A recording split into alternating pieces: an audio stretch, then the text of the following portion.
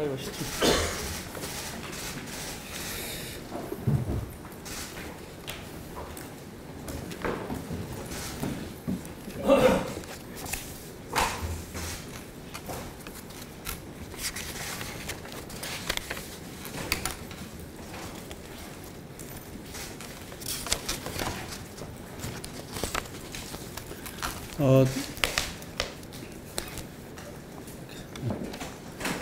네, 혁신위원장 김태일입니다.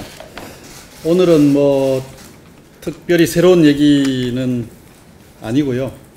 제가 혁신위원장을 맡고 이제 몇 주일이 지났는데 그간의 소회라든지 또 앞으로 계획에 대해서 좀 보고를 드리려고 찾아왔습니다. 이제 당 안팎의 국민의당의 장래에 대해서 혹은 또 국민의당이 현재 처하고 있는 현실에 대해서 여러 얘기들을 많이 듣고 어떻게 해야 되나 하는 그 아이디어들도 많이 수집을 했습니다. 정리를 하자면 창당 정신을 되찾자 하는 것으로 요약을 할 수가 있을 것 같습니다. 그러면 창당 정신이라고 하는 게 뭐냐? 제가 뭐 조금은 이제 떨어진 위치에서 국민의당을 쭉 살펴보았습니다. 최근에는 좀 집중적으로 들여다보았는데요.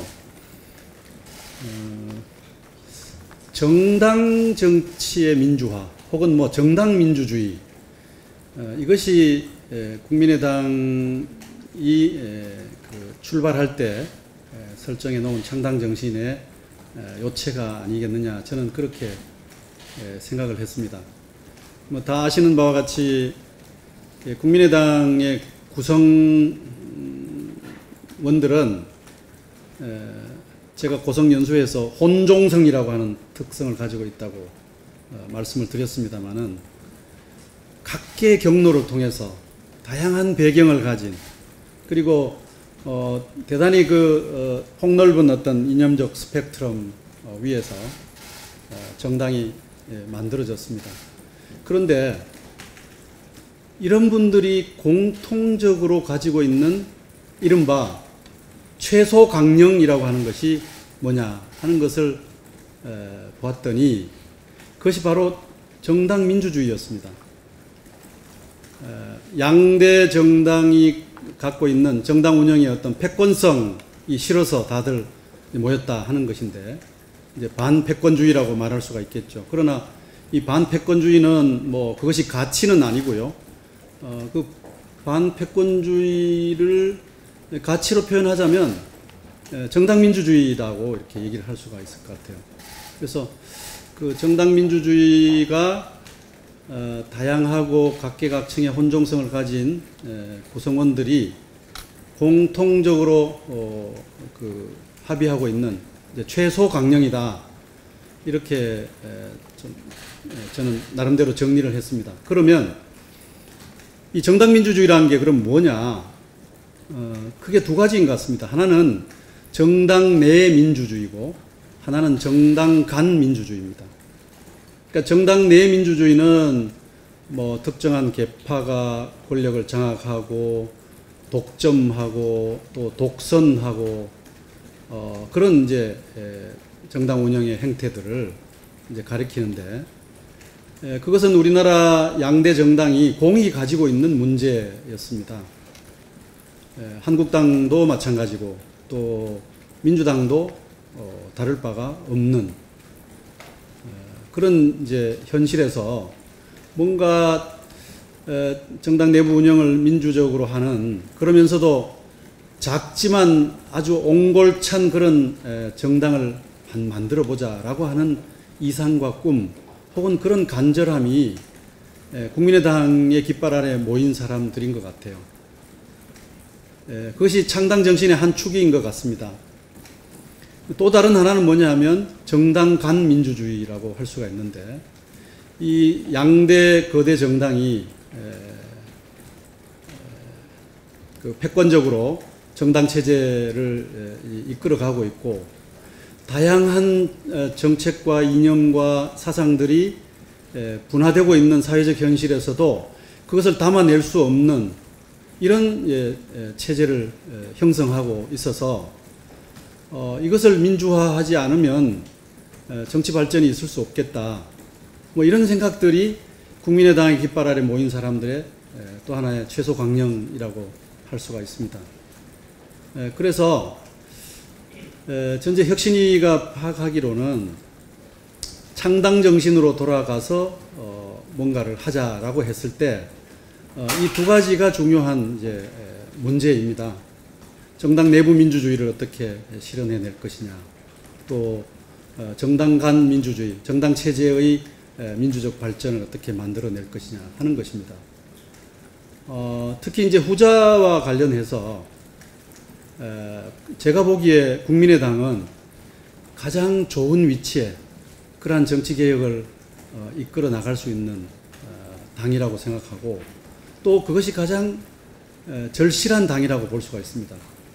뭐냐 하면 이제 선거법을 개정해서 그것을 통해서 우리나라 다당제가 뿌리 내릴 수 있도록 어떤 제도적 틀을 만들고 그것에 필요한 정치적 기반을 만들어내는 일, 이것이 국민의당에게 주어진 어떤 역사적 소임이다. 저는 그렇게 생각을 합니다.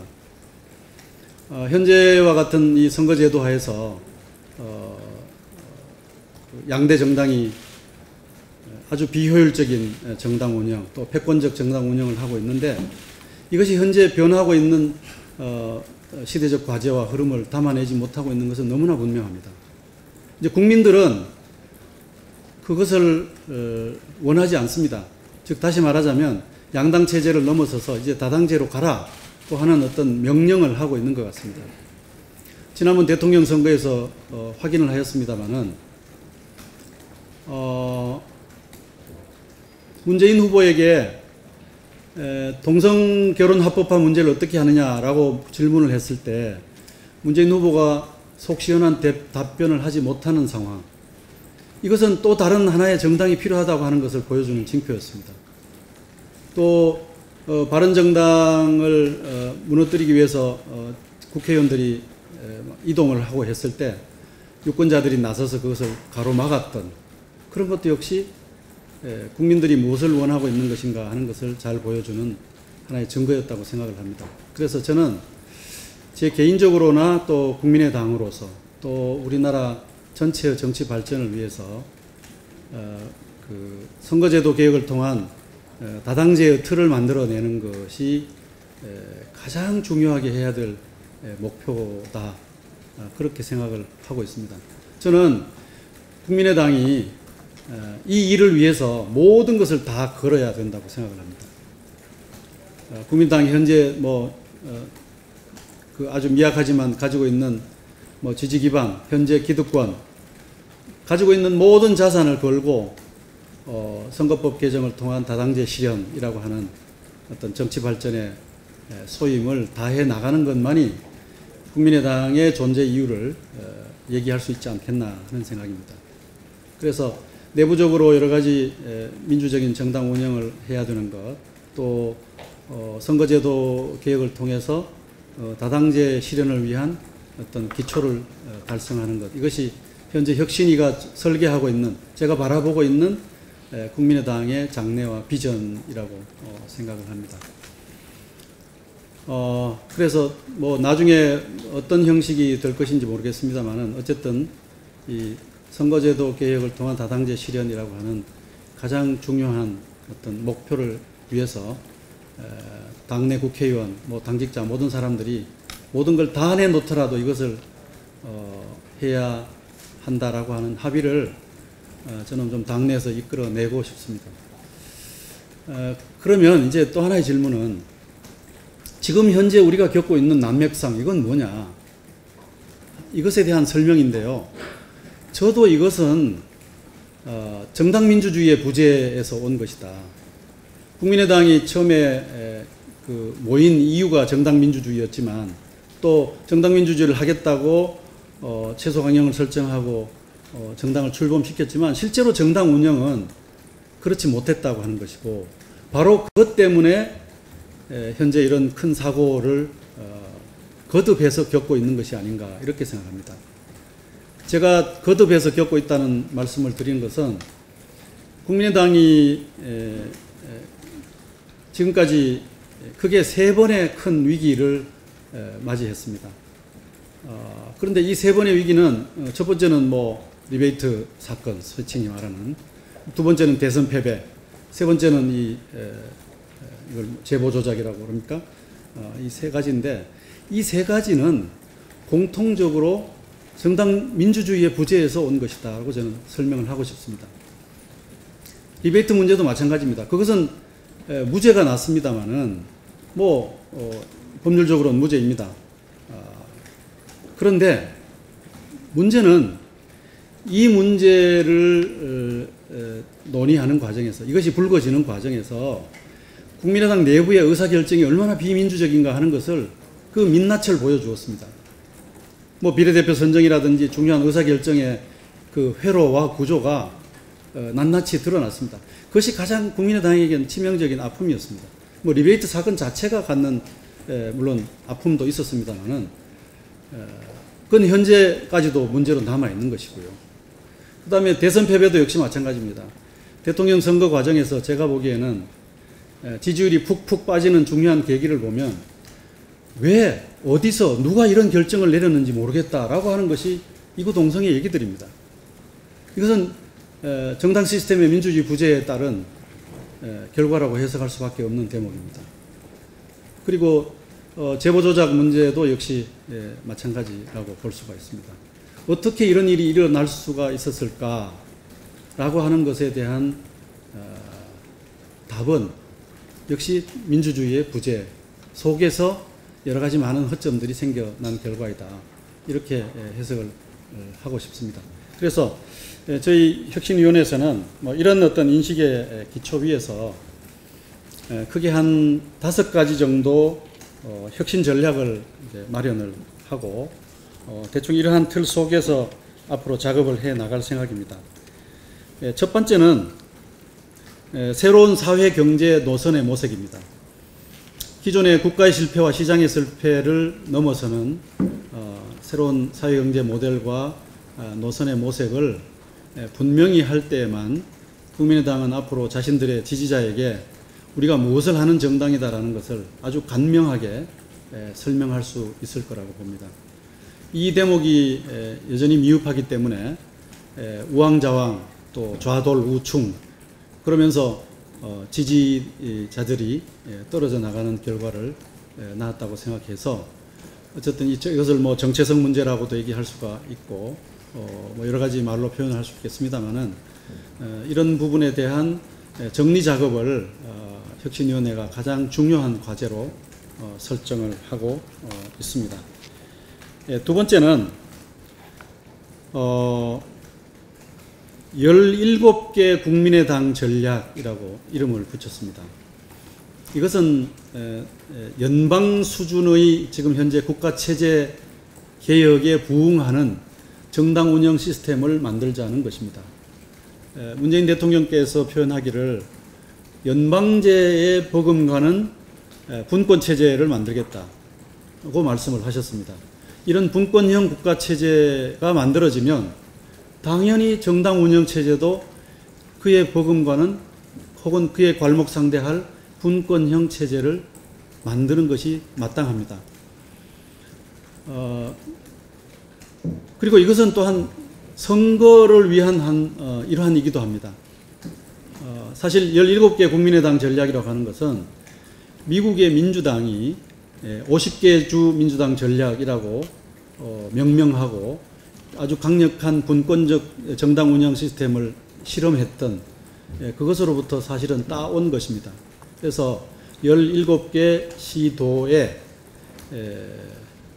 아주 강력한 어떤 분권형 시스템을 통해서 각 지역마다 그 지역에 맞는 정책 플랫폼을 만들고 또 그 지역에 맞는 설득 전략과 선거 전략을 만들어내고 지지 기반을 형성하고 이런 작업들을 해 나가는 것이 이제 지방선거를 앞두고 있는 국민의당으로서도 필요한 것이 아닌가 하는 생각입니다. 그러니까 국가체제 변화에 따른 어떤 대응 또 지방선거를 위한 준비 작업, 뭐 이런 일환으로서 그 연방 수준의 민주적 자치분권 시대에 부응하는 17개 국민의당 전략을 만들어 갈 계획에 있습니다. 뭐 예를 들면 현재 국민의당 국회의원들은 40명이고 또 일부 지역을 제외하고 나머지 그 대의 체계가 사실은 결손 상태입니다. 국회의원을 배출하지 못한 지역이 있습니다. 그러면 그런 지역에 현역 국회의원들로 하여금 그 대의를 나누어서 맡는 이른바 대의 대행 체제를 만들겠다는 것이죠. 그러니까 뭐 비례대표에게 뭐 어떤 분들은 강원도를 맡게 하고 어떤 분들은 뭐 대구 경북을 맡게 하고 또 호남의 지역구를 가진 분들은 지역구를 2개 가지게 하고 이런 방식을 통해서 현재 결손 상태에 있는 대의 체계를 좀 보완하는 작업, 이것도 17개 국민의당 전략의 하나의 사례라고 볼 수가 있겠습니다. 세 번째는 조금 독특한 실험을 해보고자 하는데요. 이것은 정당 혁신의 여성주의 전략이라고 저는 명명을 해봅니다. 여성주의적 가치라고 하는 것은 나눔, 돌봄, 배려, 상생, 협력 뭐 이런 것들이지 않습니까? 평화. 이런 가치를 바탕으로 해서 정당 혁신의 실험을 한번 해보고 싶다고 하는 것입니다. 이것이 여러 가지 뭐 과제들로 나타나겠습니다만은 어쨌든 우리 정당 정치의 역사 속에서 정당 혁신의 여성주의적 전략, 여성주의적 혁신 전략, 이것을 한번 실험해 본다는 것은 저 개인적으로도 대단히 흥미로운 대목이라고 생각을 합니다. 네 번째는 정당과 나라의 미래를 준비하는 청년 주류화 전략입니다. 청년들이 현재 처하고 있는 절실한 고민, 또 처절한 현실, 이런 것을 바탕으로 해서 청년들이 들어와서 활개치면서 정당 활동을 하고 또 이 정당을 이끌어가고 이 정당의 미래를 만들어가는 이런 일들을 혁신위에서 좀 구상을 할까 싶습니다. 이것은 현재로서는 제 개인 생각입니다만은 이번 지방선거 때 많은 어떤 청년 후보를 배출한다든지 또 그 청년 후보를 배출할 때 철저한 어떤 정치적 훈련을 시켜서 내보낸다든지 뭐 이런 일정한 프로그램들을 함께하고 청년들과 연대하고 그들이 어떤 정당 운영의 주인으로서 또 국민의당의 어떤 주류로서 자리매김될 수 있도록 프로그램을 짜볼 생각입니다. 마지막으로 다섯 번째는 민생정당 실현을 통한 대중적 지지 기반을 구축하는 일입니다.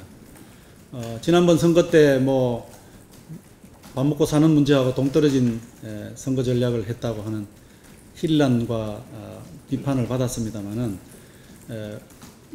그때 만약 4차 산업혁명이 밥을 먹고 사는 문제와 어떻게 관련되어 있는지를 잘 설명했더라면 또 뭐 미래와 국민의당의 꿈이 밥의 문제를 어떻게 해결해 주느냐를 좀 더 잘 설명했더라면 하는 후회와 성찰에서 나온 것입니다.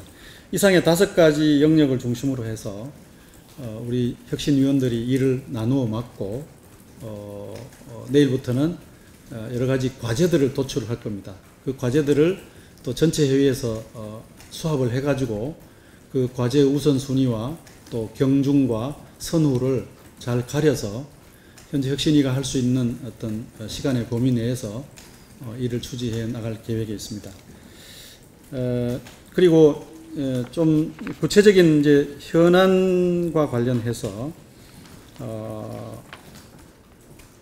현재 지금 우리 당이 직면하고 있는 중요한 문제는 역시 현안 문제는 신뢰 회복의 문제입니다. 그래서 가칭 이름을 짓기를 성찰과 혁신 상황실 이것을 만들어서 운영하겠다 이렇게 계획을 아침 회의에서 얘기를 했습니다. 그 당사에다가 성찰과 혁신을 위한 상황실을 만들어 놓고 매일 오후 2시가 되면 국민의당의 성찰과 혁신을 위해서 할 말이 있는 분들을 당원이든 지지자든 그 당사로 찾아와서 기다리고 있는 혁신위원들과 함께 얘기를 나누고 당의 장래에 대해서 고민을 하는 뭐 이런 프로그램을 만들기로 오늘 결정을 했습니다. 매일 오후 2시에 혁신발언대가 이제 만들어지면 국민의당을 사랑하는 분들의 입을 통해서 이 당이 어디로 가야 될지 또 변화의 동력은 어떻게 만들어야 될지 이런 문제를 고민할 계획에 있습니다. 혁신상황실은 이 혁신발언대 외에도 온라인을 통해서 당원과 지지자들의 목소리를 접수하려고 합니다. 그리고 각 지역별 토론회와 혁신의견 청취 투어를 계획하고 있습니다. 뭐 대충 혁신위원회의 구체적인 프로그램으로서 혁신과 성찰과 혁신 상황실의 그 계획은 이런 정도이고요. 그다음에 혁신위원회가 지금 매주 화요일 날 열리고 있습니다만은 이제 화요일과 목요일 일주일에 2번씩 회의를 통해서 혁신 작업의 속도를 낼 계획을 가지고 있습니다. 뭐 그간에 제가 뭐 조금은 거리를 두고 국민의당을 지켜보는 한 사람의 어떤 연구자로서 또 혁신당 국민의당의 어떤 혁신위원장으로서 프로그램을 만들어야 되는 입장에서 느꼈던 소회와 향후의 계획을 대충 그 개요를 말씀을 드렸습니다. 이상 제 얘기는 이것으로 마치겠습니다.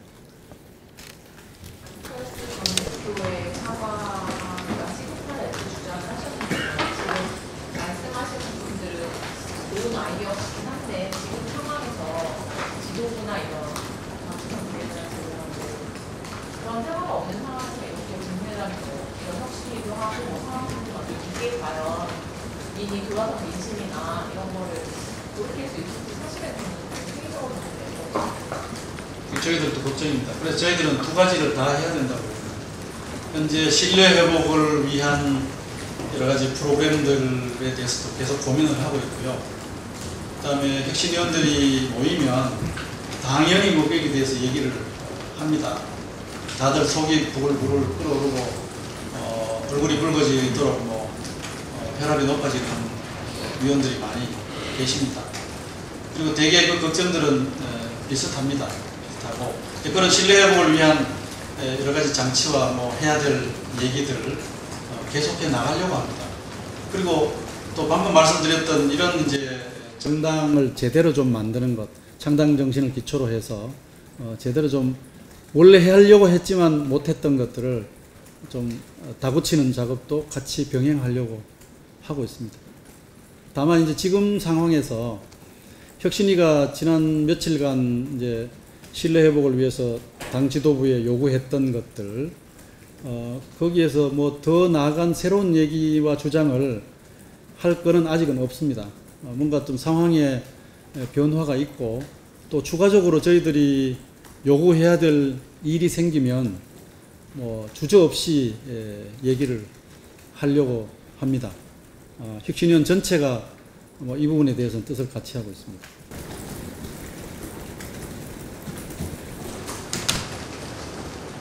혁신위 차원에서 공식적으로 제보 조작하는 것과 관련해서 당에 공식적으로 이렇게 요청하신다든가 그런 계획은 없으신가요? 이미 했습니다. 개인적으로 하셨던 거 아닙니까? 아닙니다. 혁신위원회의 의견을 모아서 혁신위원장 자격으로 제가 의원총회에 출석해서 말씀을 드리고 그 다음에 기자 브리핑을 했습니다.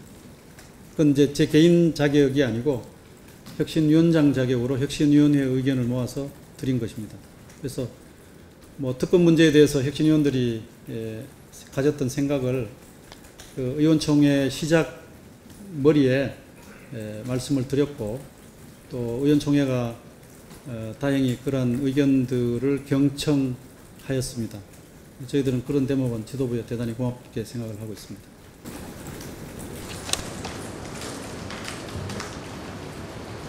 위원장님의 그 안 대표 그렇다는 정치적인 책임, 책임했던 거에 대해서 그러면 비대위원이 또 공개 책상에서 비판을 또 하고 했지 않습니까? 예. 보면 혁신위와 또 당 지도부 간의 소통이나 좀 보고 체계 또 전달 소통이 잘 안 되고 있다는 얘기도 좀 많이 나왔었거든요. 예. 이 부분에 대해서는 좀 어떻게 얘기가 되고 있습니까?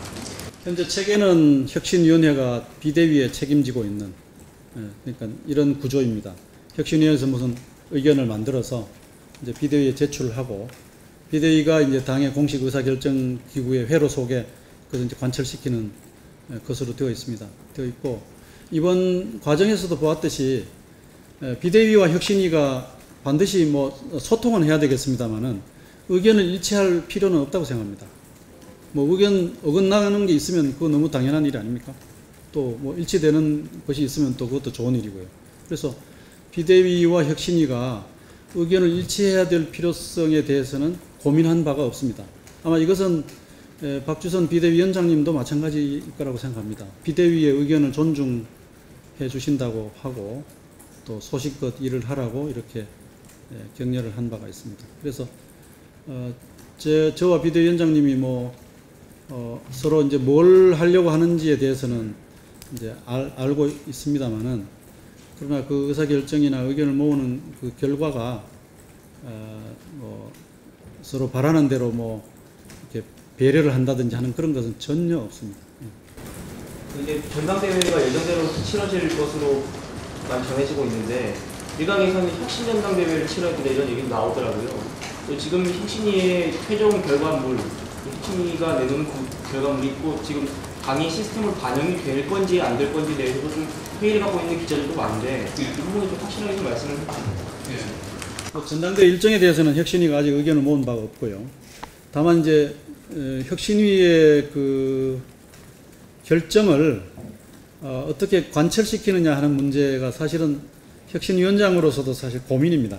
고민인데 제가 예전에 경험했던 그 야당 혁신위 프로그램에서는 혁신위의 결정을 당의 공식 기구가 반드시 받아들이고 또 그것을 뭐 변형시키거나 바꾸지 않도록 하기 위해서 혁신위가 당헌당규 개정안 그 문안까지를 성안해서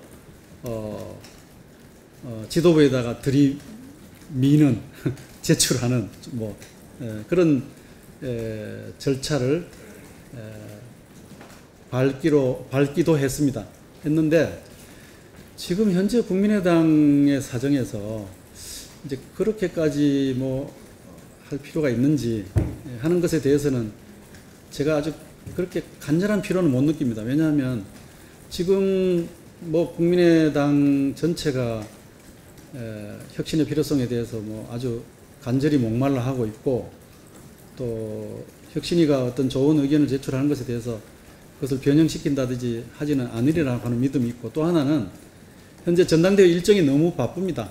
바빠서 저희들이 만든 그 기본 개념들 뭐 이런 것들을 당헌당규로 성문화하는 것까지는 혁신위원회가 좀 일하기 벅찬 대목이 있어서요. 기본 원칙과 개념과 어떤 제도의 얼개를 만들고 그것을 뭐 전당대회 준비위나 또 지도부에 제출을 하고 그 뜻이 제대로 관철되도록 이제 요구를 하고 당헌당규 개정의 어떤 성문 같은 것은 현재 집행부가 좀 맡아서 해주는 것이 좋지 않겠나 하는 그런 계획을 개인적으로 가지고 있습니다. 과거에 뭐 저는 여러 차례 뭐 이런 일들을 해왔습니다만은 지난번에 그 뭐 다른 당의 얘기입니다만은 더불어민주당인가요? 김삼권 조국 혁신위 같은 경우도 거기는 성문을 해서 당의 공식 결정 기구에다 제출을 했죠. 그러니까 중간에 이렇게 뭐 이해관계 때문에 애초에 설계가 좀 어그러지는 것을 막기 위해서 그렇게 했는데 현재 국민의당은 그렇게 하지 않아도 될 것 같다고 하는 생각이 듭니다. 조작 사건에 이번에 국민의당의 정당 내 민주주의가 제대로 작동하지 않아서 그렇다는 말씀을 조금만 더 구체적으로 표현해 주시면 좋겠습니다. 이미 얘기 다 했습니다. 저는 지난 지난주 화요일, 수요일 이틀 동안 제가 뭐 얘기를 많이 했는데요. 어쨌든 당의 그 공식 기구와 그 체제의 서열이라고 하는 게 있지 않습니까? 하이라키가 있는데, 저는 뭐 정당을 이제 관찰하는 사람의 입장에서 볼 때 이 정당이란 조직이 교회나 학교나 기업이나 이런 것들하고 다른 어떤 조직의 특성이 있습니다. 사실 이 여의도와 정당이라고 하는 게 우리나라의 온갖 욕망들이 뭐 좋은 욕망, 나쁜 욕망 가릴 것 없이 다 몰려드는 곳이고요. 그러한 욕망들이 의사결정 과정에 아주 손쉽게 접근할 수 있는 가능성도 있는 것이 정당이란 조직의 특성입니다.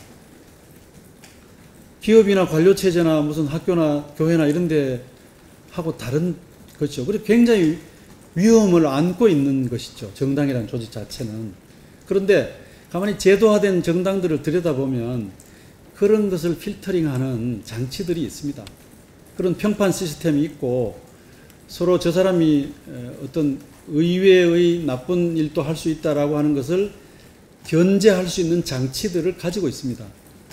그게 민주적 정당 운영의 체제입니다.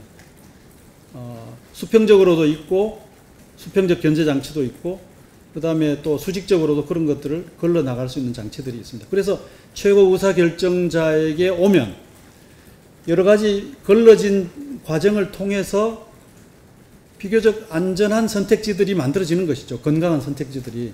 이게 이제 정당 조직의 특성이고 위태위태하면서도 정당이 지탱해 나가는 건강성을 만들어가는 이런 조직인데 이번에 이 일은 이제 그런 것들이 없는 상태에서 만들어진 겁니다. 그런 것들이 필터링을 하고 견제하고 그것이 어떤 그 수직적 어떤 계열 조직 속에서 하나 둘씩 걸러지는 이런 일들이 일어나지 않았던 것이죠. 그래서 정당민주주의 문제와 관련되어 있다라는 것이고, 아까도 말씀드렸지만 리베이트 문제를 열어놓고 보니 뭐 돈 문제는 별개로 비례대표 결정 과정에서 이 정당이 얼마나 비민주적 과정을 거쳤던가 하는 것들이 다 백일하에 드러났습니다. 사람들이 거기에 민낯을 보고 낙심했던 것이 기억이 납니다. 대선 패배도 비슷하고요. 지금 이것도 마찬가지입니다. 그래서 창당 때 각계 영역에서 모이고 온갖 뭐 다른 곳에서 일하던 분들이 한데 모여서 합의했던 최소 강령, 적어도 민주적 정당을 만들자라고 하는 그 정신이 실제로 이 정당을 만들어 놓고 운영하는 과정에서는 그게 이루어지지 않았다는 것이죠. 이제서라도 그것을 좀 되찾아보자 하는 것이 혁신위가 가장 주목하는 대목입니다. 뭐 혁신위의 어떤 진단입니다. 현재까지.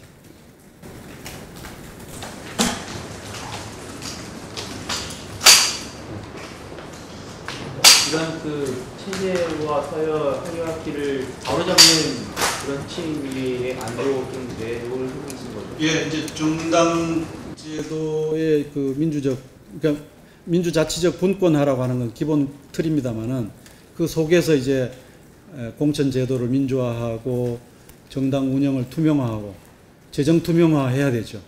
그 다음에 정당 공천 과정에서 제가 아까 말씀드렸듯이 정말 국민들 실망시켰던 것 다시 실망하지 않게 제대로 된 뭔가를 이제 만들어야 될 겁니다. 그런 공천 제도 문제, 중요한 또 당의 의사결정 문제, 또 소통 문제. 현재 당에서 많은 분들이 소통 문제를 굉장히 심각하게 말합니다. 그런데 조금 저는 놀랐습니다. 왜냐하면 신생정당이니까 이게 뭐 기득권이나 패권이 없기 때문에 적어도 소통 하나만큼은 뭐 이게 전후 좌우 뭐 상하 활발하게 진행될 거라고 생각을 하고 있었는데 실제로 많은 분들이 그런 걸 호소합니다. 혁신위원장이 좀 얘기 좀 해주라고 이렇게 얘기합니다. 그 얘기는 뭐냐면 이 뭔가 정당 운영의 민주적 체제의 문제가 있다는 얘기죠. 그래서 이번 기회에 그런 것들을 다시 한번 살펴보고 왜 그것이 실현되지 않았는지 또뭐 당헌 당규에 문제가 있는지 아니면 뭐 운영 과정의 문제인지 뭐 이런 등등을 살펴볼까 싶습니다.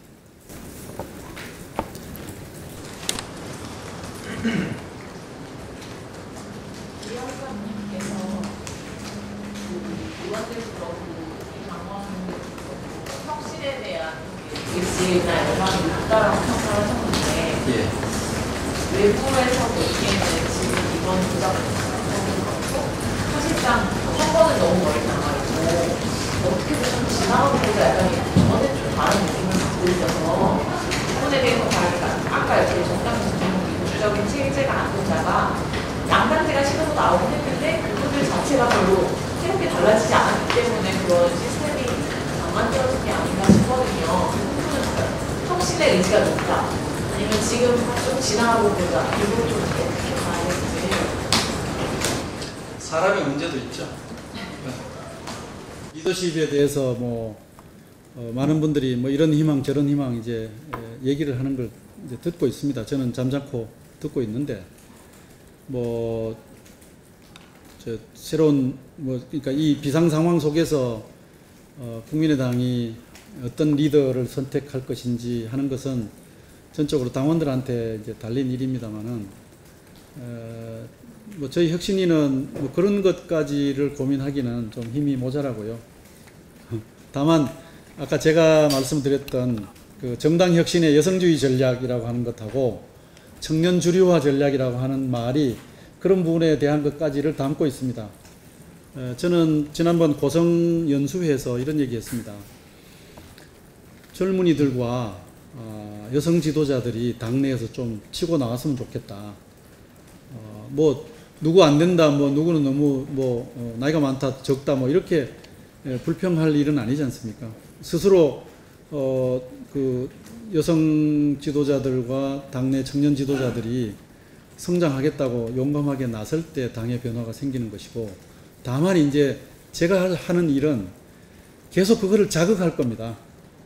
계속 젠더 문제의식과 또 청년 문제의식에 대해서 계속 자극을 하고, 또 뭐 고성서도 얘기를 했습니다마는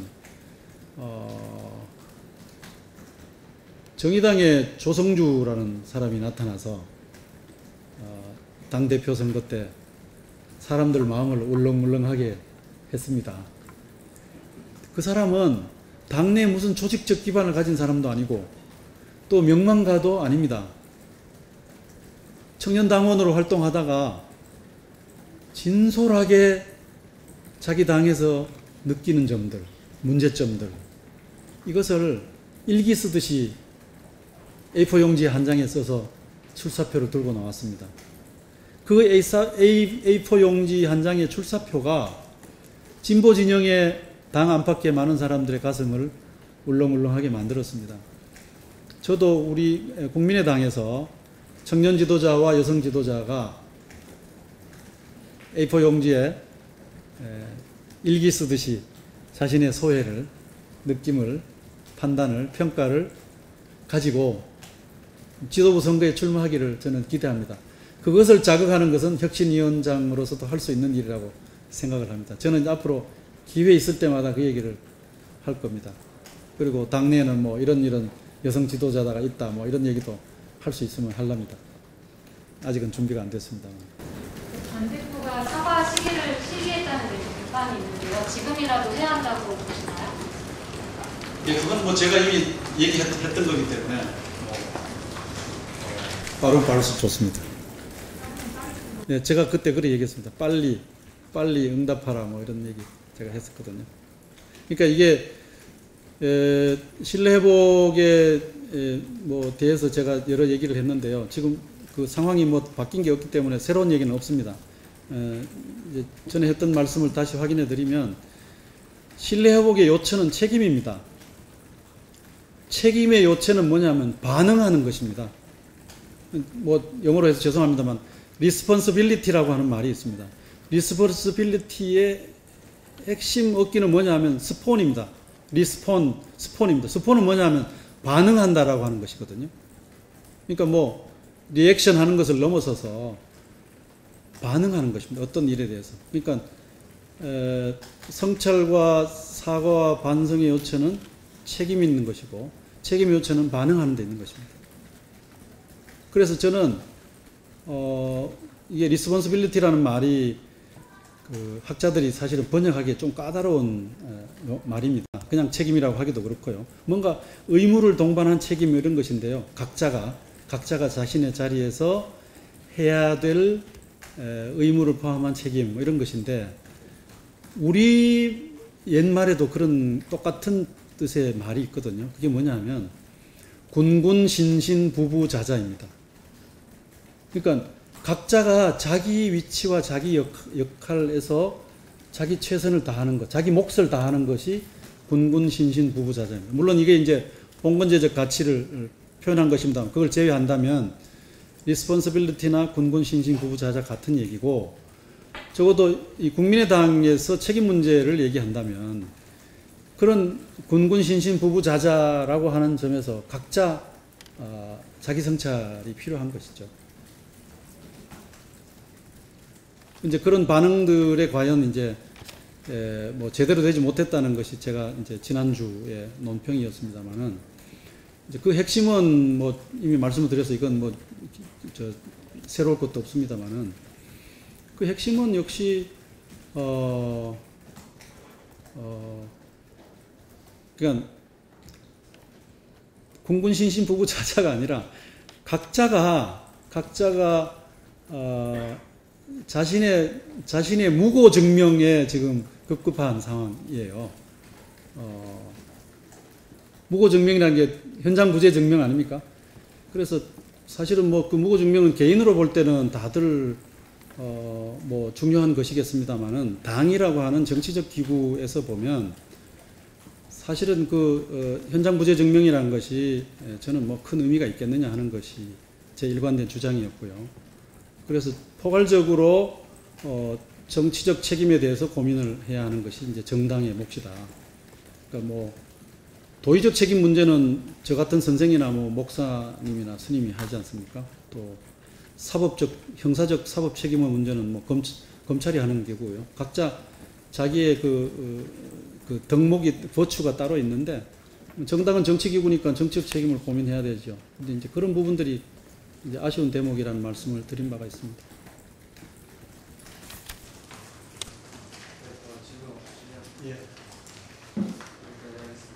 예, 앞으로 뭐 일이 좀 진행되면 말씀을 드리고요. 어쨌든 신뢰 회복 문제와 이 정당 혁신의 일상적 그 과제 문제는 투 트랙으로 이렇게 진행되고 있다는 말씀을 드립니다. 고맙습니다.